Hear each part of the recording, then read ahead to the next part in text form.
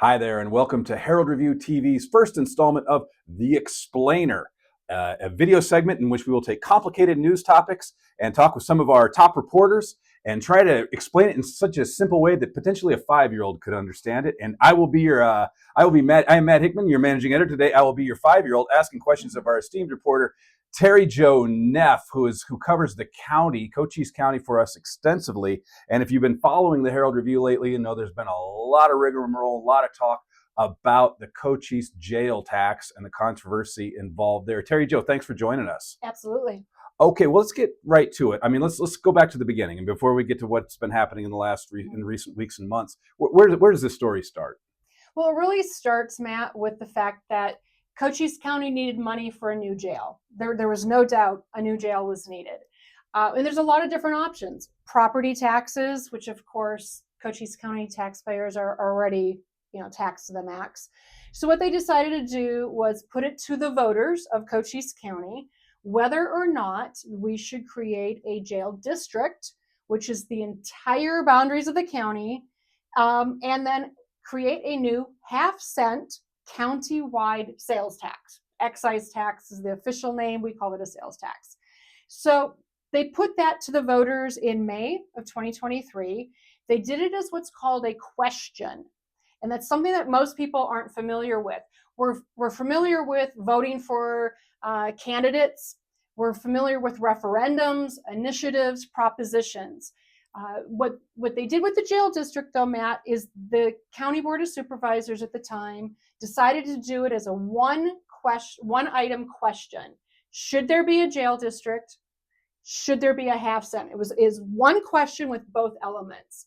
May of 2023, it passed 51 to 49%, only by 750 votes, and about 1/3 of our voters actually bothered mailing in the ballots that were mailed to them for that. And we also have come to understand that a number of voters who should have received ballots didn't. Well, so that's one of the legal arguments of the election challenge. So days after the election was over and we had the count, a group of Cochise County voters filed an election challenge. And what they did is they put forth a number of claims about what went wrong. One of them was the fact that inactive registered voters, almost 11,000 of them, never got a ballot mailed to them. And the reason for that is the Board of Supervisors, Matt, they had two options for how to do this election. They could have done it like a regular election where we have vote centers set up. People can get ballots by mail early, or you show up on voting day. What the Board of Supervisors back in late 2022 decided to do is they were going to do it as an all-mail election. And under an all-mail election, the reading of the statute is only active registered voters get a ballot. If you are an inactive registered voter, which is usually somebody who we've mailed a ballot to them or we've mailed some kind of publicity to them, it came back to the county recorder's office, they didn't get a response, so they didn't cancel your voter registration, but you go inactive. Those people didn't get their ballots. Right, just to back up, so the reason they went all mail, is that just to save costs? Well, so one would think it is cheaper to just mail ballots. Unfortunately, there were comments made throughout this election process leading up to the election that if we do a regular election where everyone shows up to vote, we're probably not going to get it passed. It's kind of like with school bonds. A lot of those are done by mail and they're done off election cycle. So you're getting the people who care. The people who care, who are going to understand the issue. In fact, former Supervisor Peggy Judd is recorded at one of the meetings saying, if we do a regular election, this won't pass. Right. So at the time, you had your three supervisors were Tom Crosby, Ann English, and Peggy Judd. Did all three of them in their heart of hearts thought there needed to be a new jail? They wanted this to pass. Absolutely. Well, they wanted a jail. Mm-hmm. They wanted a new jail. Tom Crosby was always very clear about the fact that he didn't like the 25-year half-cent sales tax.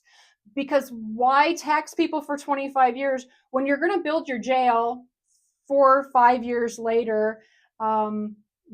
he always had an issue with that. But he did vote to have an election held. Mm-hmm. And so we move forward a little bit. So this Mm-hmm. passes, and then these group of concerned citizens bring they contest it. Looked like they didn't have a lot of momentum early on, but it seemed like as it went through the appeals process, they started getting some wins in the courts. Right. So part of the problem with an election challenge is by statute, you have to do it within so many days of when the official results are announced. You don't have a lot of prep time. You don't have a lot of time to do your discovery that you would normally do in a lawsuit. And so they did the best that they could. They raised several issues. The problem is without a lot of evidence behind them, with relying on a lot of supposition. Those were the arguments they made, and those were the arguments that at the Cochise County Superior Court level, they first heard. And they lost on all of their claims at the local court level. But they took it to the state level, and right. So they went to the Court of Appeals, and the Court of Appeals came back with a rather interesting decision. The only thing that they ruled in favor of the election challengers is on the issue of the people who did not get a ballot mailed to them. Mm-hmm. Basically, they came back with, it's kind of like reverse disenfranchisement. Right. So if you let people vote who shouldn't vote, we all know, you've just disenfranchised the legitimate voters. The state Supreme Court, or the Court of Appeals, said, hey, those people should have had a chance. The fact that they didn't, though, does not automatically invalidate the election. What the Court of Appeals said is you all need to go back to the local judge, which at that time was Judge David Thorne, and you need to show him credible evidence that it would have made a difference if those almost 11,000 people got a ballot. That's going to be pretty hard to do. That's the only question right now, the only legal issue that's actually in play, unless the state Supreme Court agrees to take this. Right, and as this has moved through the appeals process and the challenge has been given some life, in the meantime, the tax has already been put into practice, right? Absolutely. We're paying it already. The tax went into place January of 2024, right. And it has collected millions of dollars already. And one would think that that money is being set aside for the planning, the design, construction, operation of a new jail. It's not.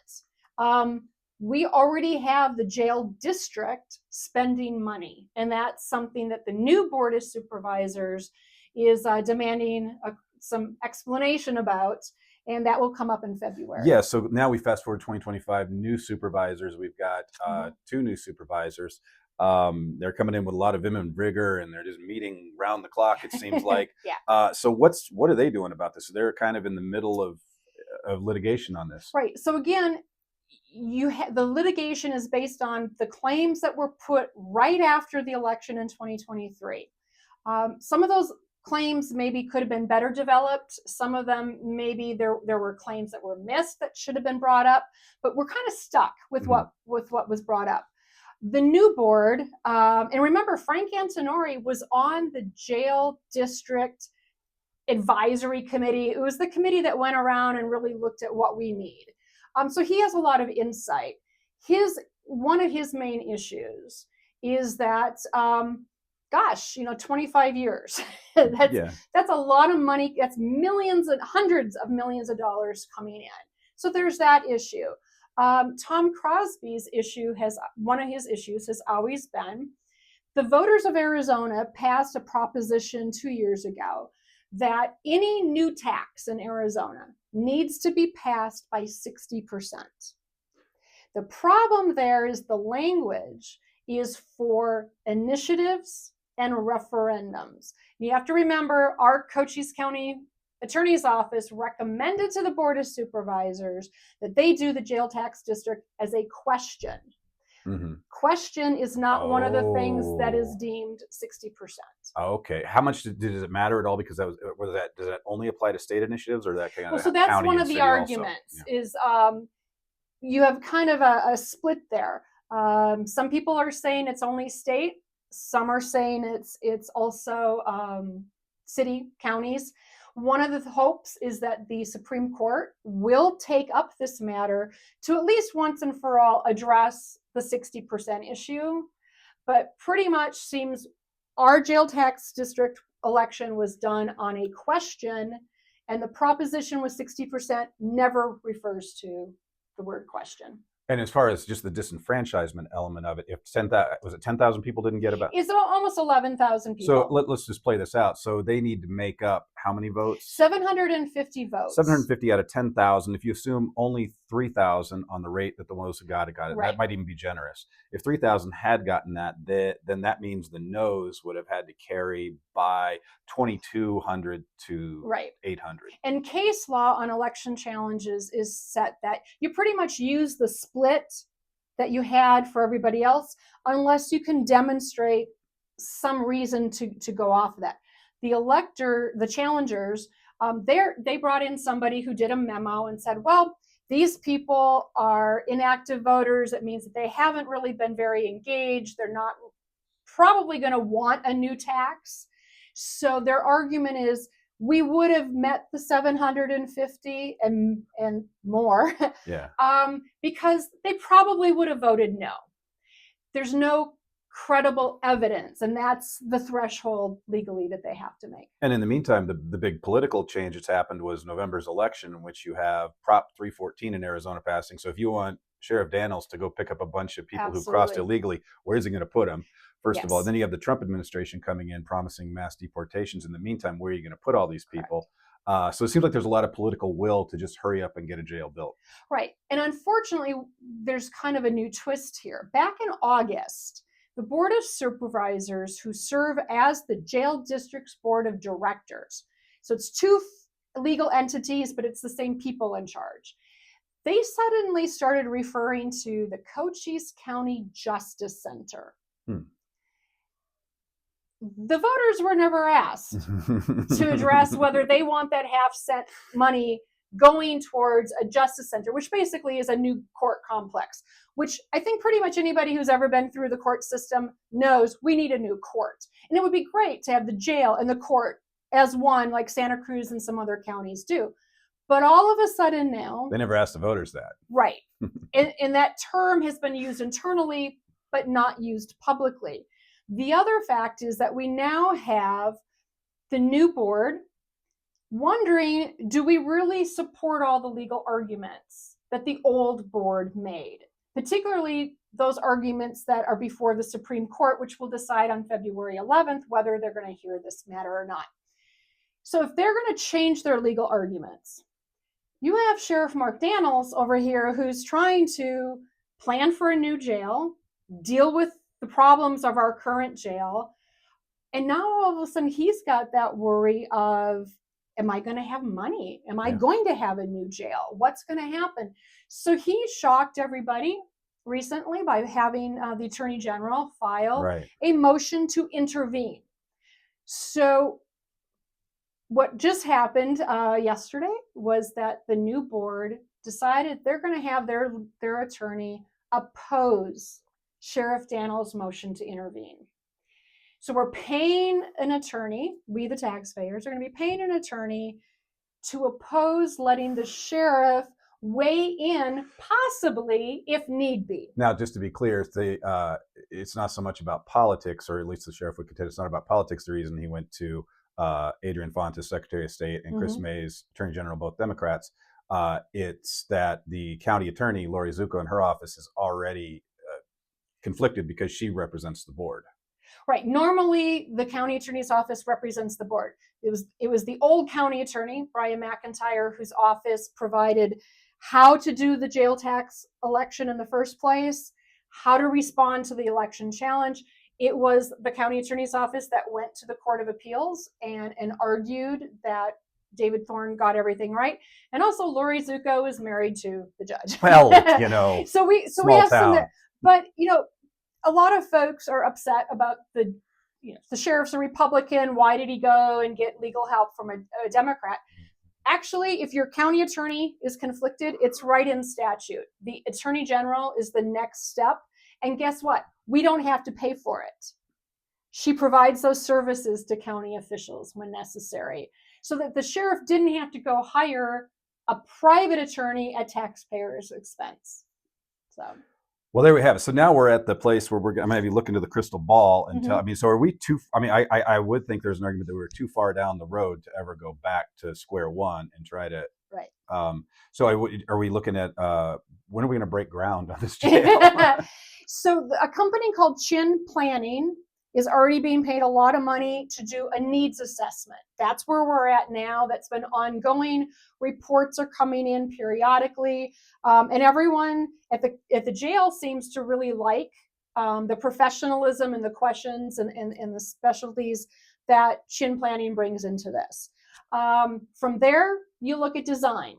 You look at location. That's still a very big dispute.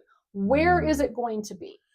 So there's a lot going on there. And again, really until February 11th, and we know whether the Supreme Court is going to hear any aspects of the case, everything is still going on. We're still paying the sales tax. Every time you go someplace in Cochise County, you're paying an extra half cent.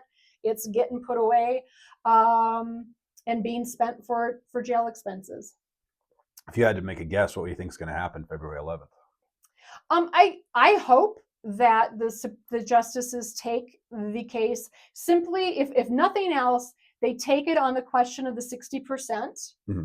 Because if you have a public body that kind of manipulates how they're going to do an election to get an outcome they want. Right. They did an all-mail election because they thought that was going to benefit them. They did it as a question because then you don't have to go through all the processes of an initiative and a referendum. So if you look at that part, they might have something to say. The others, I do think they're going to address whether or not, if you do an all-mail election, do registered voters who are on inactive status get a ballot? Because why are we sending ballots to people we know probably don't live there? That's why they're inactive in the first place. So you have an election integrity issue there. We'll see. Okay, well, that was a pretty good catch-up. I feel like even with my little 5-year-old brain, I understand it a lot better than I did 20 minutes ago. So hope you picked up something from this too. Keep reading the Herald Review, all of Terri Jo Neff's outstanding articles. And we're going to keep doing these. Every time we have an interesting subject that has some layers to it that are good to catch up on, we want to hear your ideas. If you have any ideas for something you'd like to see us cover on this, you can email me at editor@myheraldreview.com. You can email Terri Jo, terrijo.neff, Neff, at myheraldreview.com. Let us know what you think. Let us know what you'd like to see us talk about some more. And Terri Jo, thank you for joining us. Absolutely. And thank you for tuning in.